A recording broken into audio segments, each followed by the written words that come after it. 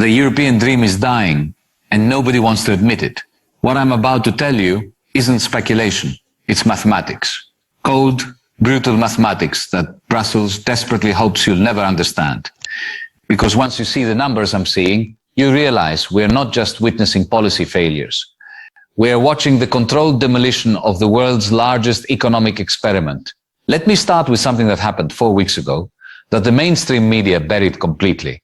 The Netherlands Central Bureau of Statistics released data that should have been front-page news across every European capital, but it wasn't. And there's a reason for that. You see, everyone thinks they know what's happening in Europe.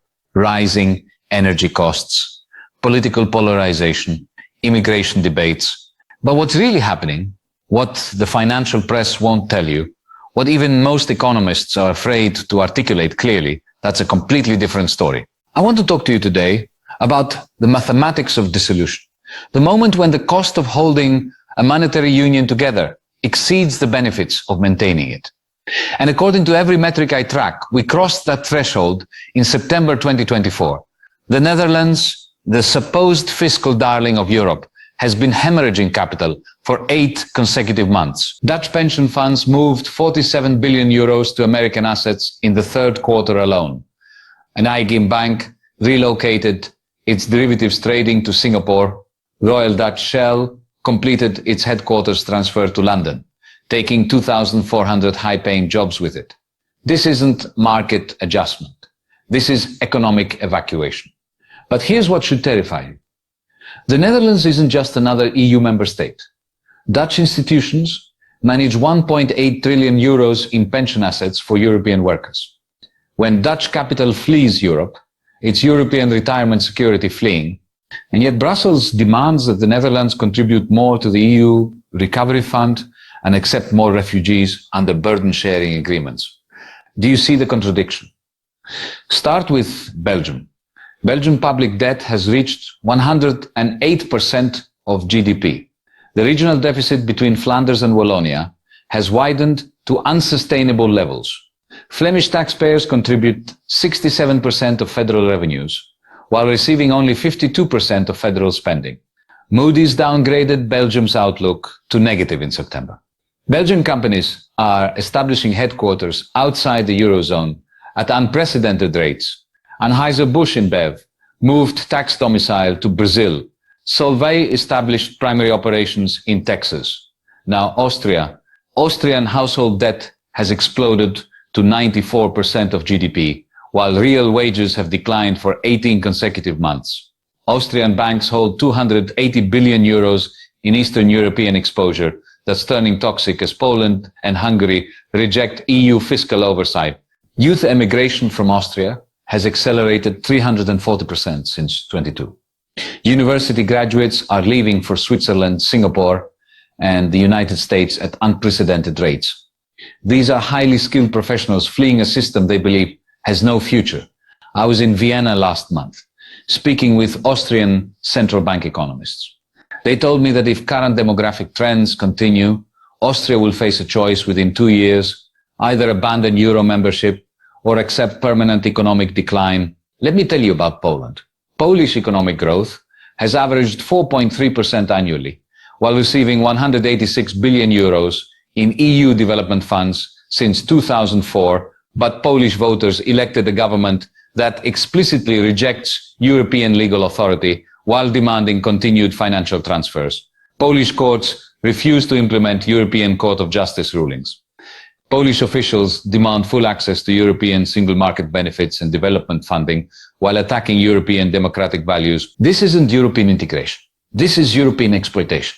Western European taxpayers fund Eastern European growth, while Eastern European governments reject Western European values. The European Central Bank's monetary policy is simultaneously destroying Southern Europe and inflating Northern European asset bubbles. Interest rates at 4.8% are devastating Portuguese and Greek businesses. But those same rates are insufficient to control speculation in Nordic housing markets, where prices have increased 89% since 2020. ECB data shows credit growth in Northern Europe at 15% annually, while credit contracts at 11% annually in Southern Europe. That's not monetary policy, that's monetary warfare. Brussels hopes you'll never discover this. The European Commission's own confidential projections show that maintaining current integration will cost member states 1.2 trillion euros over the next decade. Their models show only 45% probability of maintaining Eurozone stability, even with massive fiscal transfers. When success costs 1.2 trillion euros with 45% probability, you're not managing a currency union. You're running a pyramid scheme. I attended a closed session in Luxembourg with ECB officials and banking executives. A Finnish finance ministry representative said the Eurozone had become wealth redistribution from Nordic savers to Mediterranean borrowers. A Belgian central banker argued that without German fiscal guarantees, monetary union was mathematically impossible. These are the people who designed European integration, and they were discussing managed dissolution scenarios. Look at the political response. In Sweden, the Sweden Democrats won 20.5% of parliamentary seats, campaigning on euro rejection. In Finland, the Finns party gained 20.1%, advocating exit from Eurozone burden sharing. Polling in Germany shows 38% support for returning to the Deutsche Mark. When voters in surplus countries demand monetary independence, while voters in deficit countries resist fiscal discipline, monetary union becomes democratically impossible. European productivity growth has been negative for 6 consecutive quarters. European companies lose market share to American and Asian competitors in artificial intelligence, biotechnology, and renewable energy. European stock markets have underperformed global indices for 12 straight years. The European Union produces 19% of global GDP, but attracts only 8% of global venture capital investment. European startups relocate to Silicon Valley at record rates. In 2005, European and American stock market capitalization was roughly equal. Today, American markets are 4.2 times larger. European companies spend 1.1% of revenues on research and development. American companies spend 3.2%. Chinese companies spend 2.8%. Europe is systematically underinvesting in future competitiveness while over-regulating current innovation. The EU's Digital Services Act costs companies 12 billion euros annually in compliance. The proposed supply chain due diligence directive will cost manufacturers 28 billion euros in additional bureaucracy. This is economic suicide through regulatory excess. But here's what makes this crisis different from previous European challenges. Unlike the 2008 financial crisis or the 2012 debt crisis, this isn't a temporary shock that can be managed through emergency measures. This is structural decay accelerated by institutional dysfunction. European leaders are not just failing to solve problems, they're actively creating new problems while refusing to acknowledge existing ones. Every summit produces new regulations, new transfer mechanisms, new bureaucratic layers that reduce competitiveness while increasing costs. The tragedy is that individual European countries are extraordinarily competitive. When freed from Brussels constraints, Switzerland consistently ranks among the world's most innovative economies. Norway maintains full employment and sovereign wealth. Denmark balances social protection with economic dynamism. But EU membership transforms competitive nations into declining dependencies. The institutional framework designed to create European champions instead creates European decline. So what's the end game? 3 scenarios. Scenario 1, orderly dissolution. Germany, Netherlands, and Nordic countries negotiate controlled Eurozone exit. Northern currencies appreciate through productivity. Southern currencies depreciate, restoring export competitiveness. Scenario 2, financial panic. Bond markets attack weakest members. ECB intervention triggers northern rebellion. Eurosceptic governments win simultaneous elections. Eurozone fragments amid chaos. Scenario 3, technocratic authoritarianism.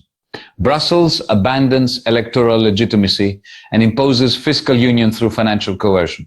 National parliaments are bypassed. Based on current trends, I consider Scenario 2 most likely, Scenario 3 most feared, and Scenario 1 most beneficial. The European Union has approximately 14 months before the next wave of elections. 14 months before likely Eurosceptic victories. 14 months to choose between democratic reform and authoritarian preservation. European monetary union was supposed to create prosperity through integration. Instead, it's created stagnation through institutional capture. It was supposed to strengthen democracy through cooperation. Instead, it's weakened democracy through technocratic governance. The mathematics of dissolution are clear. The political dynamics are accelerating. The window for voluntary reform is closing rapidly. European leaders can choose managed transition or accept chaotic fragmentation. They can acknowledge economic reality or maintain institutional fantasy, but they cannot do both. The mathematics won't allow it. The European dream is dying. The only question is whether something better will emerge from its inevitable collapse. The countdown has started, and time is running out faster than anyone wants to admit.